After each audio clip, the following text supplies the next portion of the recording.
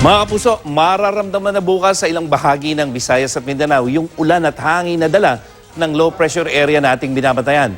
Namaraan ang low pressure area o LPA sa layong 1,315 kilometers dyan sa may silangan ng Mindanao. Nasa may Pacific Ocean pa yan. At sa wind map ng Metro Weather, papasok ang nasabing LPA sa Philippine Area of Responsibility bukas yan ng madaling araw. At nagbabadyang maging bagyo ito bago naman mag-landfall dyan sa may Caraga region sa linggo.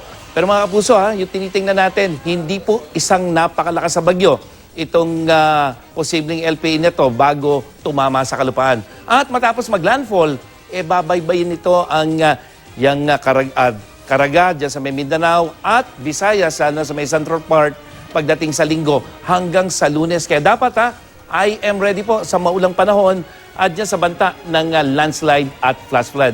At sa Mindanao, asahan na ang ulan simula bukas ng hapon, Sabado, dyan sa mga rehiyon ng Caraga at Davao. Habang maulan na rin sa buong Mindanao, sa linggo, lalo na yung malalakas na pag-ulan sa Caraga, Northern Mindanao at Zamboanga. Kaya yung mga malalakas na ulan, mga kapuso, yan yung magdadala ng mga baha at landslide.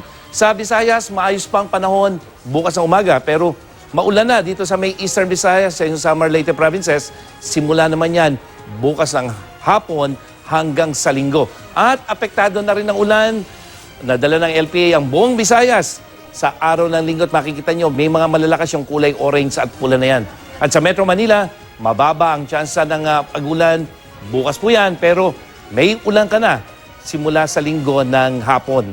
At sa Luzon, buong weekend na maulan dyan sa Cordillera, dyan sa may Cagayan Valley, Aurora at Quezon, habang malalakas ang ulan sa Bicol Region pagdating sa linggo at may ulan ka na rin dyan sa may Calabarzon at Mimaropa pagdating sa hapon.